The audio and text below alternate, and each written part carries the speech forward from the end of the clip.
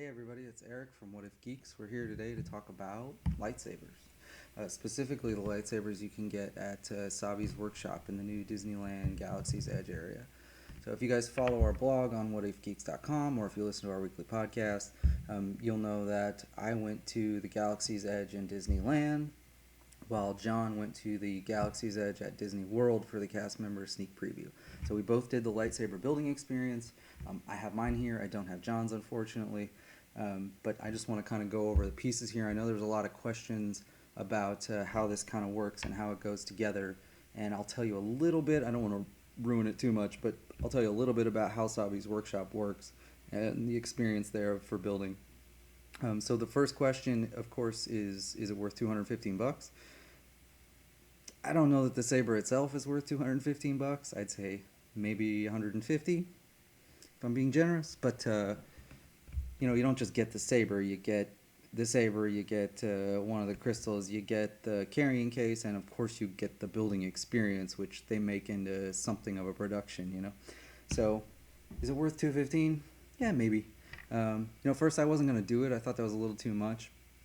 But I ended up going back later that evening and got to walk in and do it. So it was fun. I'll just say that.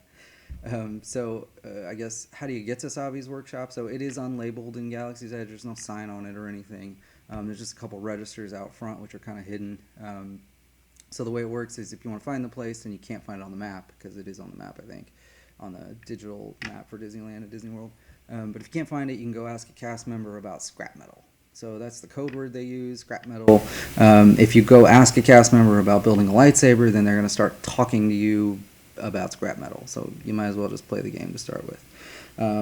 So that's the code word they'll use, and that's how you'll find the place. It's fairly easy. When you go there, you'll pay up front. They may have you come back for a later time to actually do the build, depending on how busy they are. They can only fit something like 14 people in there in the chamber while they're doing the build, and it takes about maybe 20 minutes or 25 minutes to do. So, it's limited availability. So luckily, when I went in Disneyland, it wasn't that busy, and I got to walk right in and do it immediately. I didn't have to come back at all. So when you do this, when you pay, the first thing you're going to have to do is choose what path you want. So a path is like the style of saber, and there are 4 different paths you can choose from. There's Peace and Justice, which is like the Republic era Jedi sabers. There's the Power and Control, which are the Sith style sabers.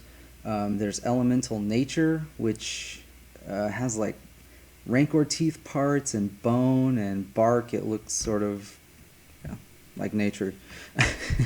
And then there's Protection and Defense, which is the pre-Republic era lightsabers.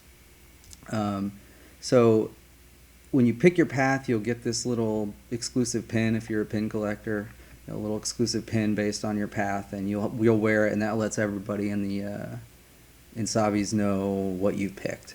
So ultimately, when you get in there, they'll give you a tray with all the different parts from that path, and then you'll select different pieces out of it, and then they'll take away the ones that you don't pick. So while you can mix and match pieces, you'd have to go through the experience multiple times. While you're in there, you can only pick from your path. So I'll show you how this sort of goes together and a little bit about how the build process works, but I won't ruin the experience for you, I hope. So you'll start off with this little plastic hilt piece. This and the blade are the only thing on this that are plastic. The rest of these pieces are all metal. Even though this is plastic, it's really quite sturdy. So this has all the electronics, it does all the sound and the light and all that, and of course it's got the battery. Before we start with the build, I'll show you that. So at the bottom here where you see the speaker, you can push this in and turn it slightly, and then you can pull out the battery pack. It looks like 3 AAAs. I haven't actually opened mine, but it looks like it's 3 AAAs. There's a very small little screw right there on one side. You have to unscrew to pull the battery pack out and change the batteries. But then putting this back in is just as simple as lining it up, pushing it in, and twisting. That's it. So after you've given this hilt, the first thing they'll have you do is pick the kyber crystal you want, you can choose from blue, green, red, and purple. Now there are other colors you can get, but inside Savi's you have to pick one of those. So here is a green crystal. See, they're different color and a little bit different shapes too. This hilt has a part right here that depresses. The point of the kyber crystal pushes into that, and then you seat the bottom and the other side. If you've done it correctly, it'll light up and it'll make a little noise like you just heard there. The next thing they're going to have you do is pick the switch plates. There are 2 different sets of switch plates in each path. So these are my switch plates. That's the back side, it doesn't do anything, and that's the front side, which is the actual activator plate. On the inside of these, you'll see there's a little colored square, a little notch there. And on this one, there's also one, it's blue. These line up with the blue and red squares that are on the hilt, and they just snap right into place. So blue to blue, snap, red to red, snap, and then that's it. That's it for the activator plates. The next thing they're going to have you do is choose which sleeves you want. So there are 4 sleeves in each path. You will pick 2 of them, and they are interchangeable. Sleeves can go bottom or top. It makes no difference. It's your choice. So the way this works is you just slide these on right up to the activator plate, and then you're going to give it a few turns to seat it. So here's my other handle, or my other sleeve, sorry. And I'm going to put this one on the bottom. A few twists to get it in place. That's it for that. The next thing they'll have you do is pick the emitter. That's the top piece where the blade will connect in. You see mine there. These go right on top here, and they just screw right in as well. And then you'll pick a pommel. So the pommel has little holes in the bottom to let the sound out from the speaker. It also has a little knob here you can attach a cord to, I guess, so you don't drop it.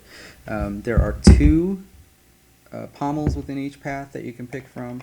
They of course slide right on the bottom and screw in, the same as everything else.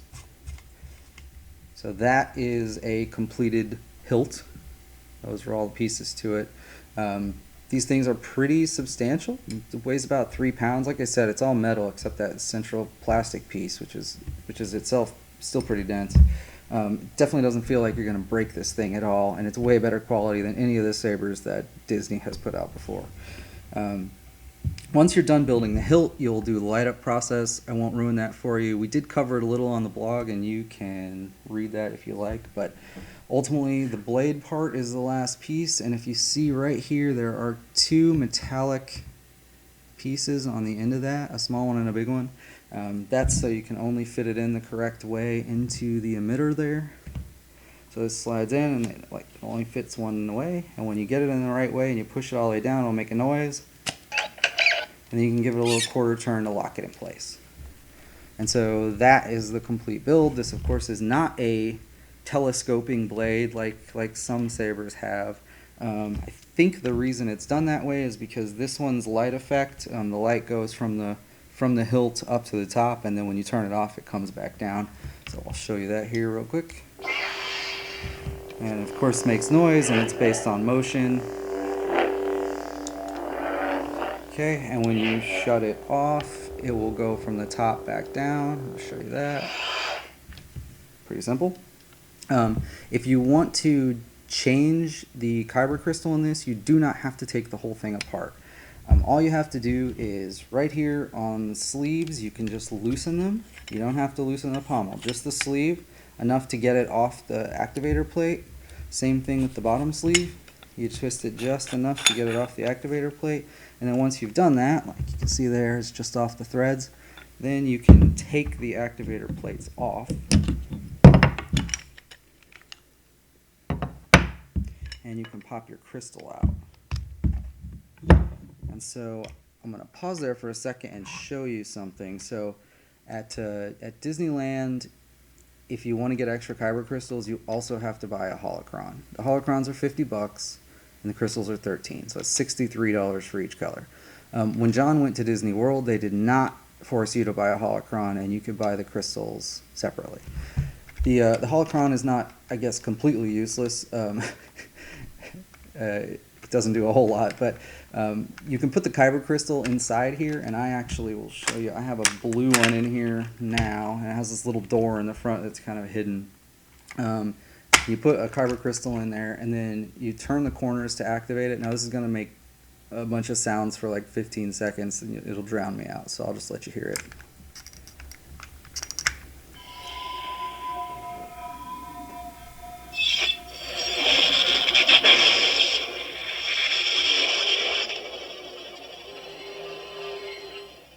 Okay, so once it's activated, it of course turns the color of the kyber crystal that's inside, and there are two little circular areas on the side you can put your fingers on, and you will hear the voice of a Jedi or a Sith. It depends on which holocron you're using, and they'll say little phrases, and there's several phrases hidden in here. I'll show you this one. You've taken your first step into a larger world. Stretch out with your feelings. So of course that is Obi-Wan. So the voice is in some way connected to the color of the crystal, is my understanding. So this is blue and it's Obi-Wan. There are others. For every color, I think there are 2 different voice actor Jedis, and at least 1, if not 2, different Sith as well. There is a Sith holocron that looks similar to this, but it's sort of a pyramid shape. And you can put the crystals in there too, and you get a different voice than you do inside the Jedi holocron. So anyway, take the blue crystal out of here so I can show you how simple this is. So we just pop this new one in there. You hear the glow, you see the light, or you hear the sound rather, you see light. You put the activator pieces back on, match blue to blue and red to red. And then you just tighten the sleeves back over the activator plate, screw those in. And that's it, you're done. Now I have a blue blade, which I will light back up here. And this one has a slightly different hum, and it makes a little bit different sounds when you move it around. So, turn it off here. So that's really it. And since I put the green in here, I'll show you this. So now the green kyber crystal is inside the holocron here, so I'm going to activate it. I apologize, but you're going to have to listen to the sound again.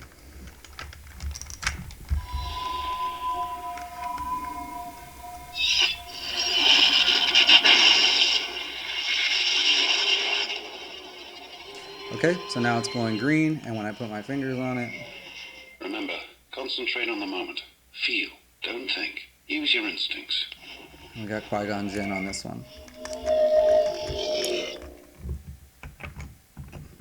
So that's it. You can collect all the crystals and get all the voices and have all the colors. It's my understanding that within Doc Ondar's Den of Antiquities, which is right next door to Savi's, you can buy some accessories with like the kyber crystals and the holocron. So you could theoretically get all. And there's supposedly a black and white crystal.